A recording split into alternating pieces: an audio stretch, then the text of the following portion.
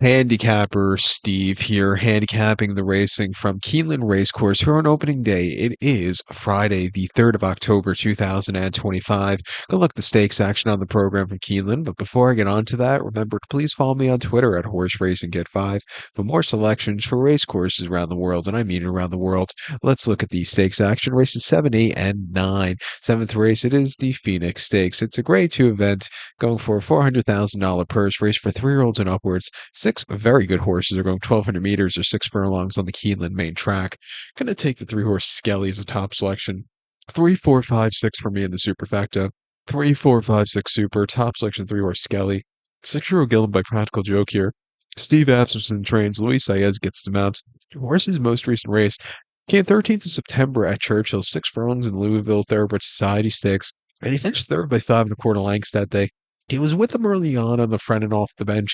Then he yielded. He needed the race. I think coming second off the bench, surprisingly making his first start ever at Keeneland today. I think he could find a trip to win. I think he has a lot of speed that could really do wonders in this race. He ran 2 back in the Alcibiades Stakes at Churchill, 6 furlongs, 31st of May, and he finished 6 by 9 1/4 lengths. Very tough race. He was dueling, but then he completely hit the wall. They were flying. He just wasn't getting into it that day.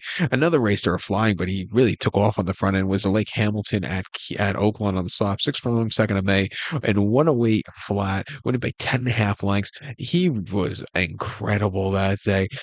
Not a bad race at all. And then off 6-2 at Oakland, going 6 furlongs, 109 and 1 for the final, winning by 5 1/4 lengths. He basically won in a hand ride. That was a very good race. He does good when he's in a grade 2 quality spot like he is today. When he faces grade 1 quality horses, that's where he kind of, runs up par. Like in last year's Breeders' Cup, he just didn't do a lot of running. But he finished second last year's Louisville Society Stakes, placed in last year's Vanderbilt, placed in last year's Aristides, and won the Lake Hamilton at Oakland, Point of Presley also.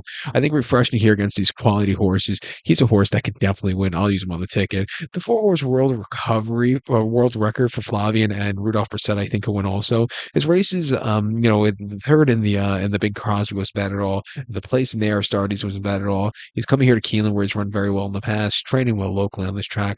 I'll give him a shot on the ticket. But to recount my selection for the 7th from Keeneland now, it is the Phoenix Stakes. Going to take 3-horse Skelly. Give kudos to the 4-horse world record. 3, 4, 5, 6 super. 3, 4 in the multi-race. Now let's get to the 8th event from Keeneland, which is the Jessamine Stakes.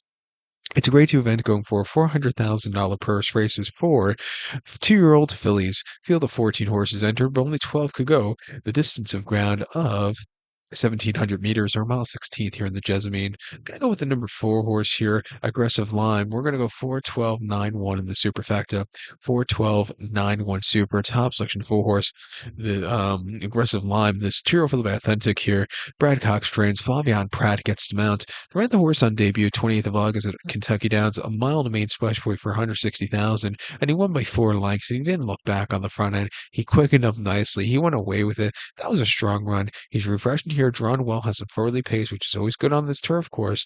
I think he can find the trip to win. Half-mile workout 48-3 at Churchill last week wasn't bad at all. And previously, a 5 furlong workout 1 minute flat.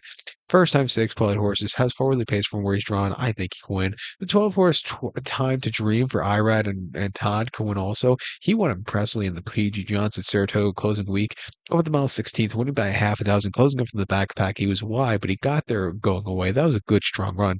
On debut over the mile in the inner and main special weight, he won by 2 1/4 lengths. And again, coming off the off heels around the far turn and closing up from the backpack on that inner turf course that early on in the meeting didn't really play towards closers and really front end kind of horses. He went against the bias to win quite impressively that day. Getting Irad back up, it's going to be drawn not so ideal, but I think with his running style, he could save some ground and make that one run late. I think he'll win at 2-1. He's been pretty impressive so far in his short career. And even the 9-horse Infinite Sky for Luan Machado and Brad Cox, he won on last time out in the sophomore for Kentucky Downs quite impressively. And then a very wide trip before that at Ellis, where he had an okay 4th place finish. I think drawn a little bit better here today. 5-1 wouldn't surprise me. I'll use him in this pick 4 sequence. But to recount my selection for the 8th now from Keeneland, it is Jessamine. Going to take the 4-horse Aggressive Lime. Give kudos to the 12-horse Time to Dream and the 9-horse Infinite Sky. 4-12-9-1 super. 4-12-9 in the multi-race.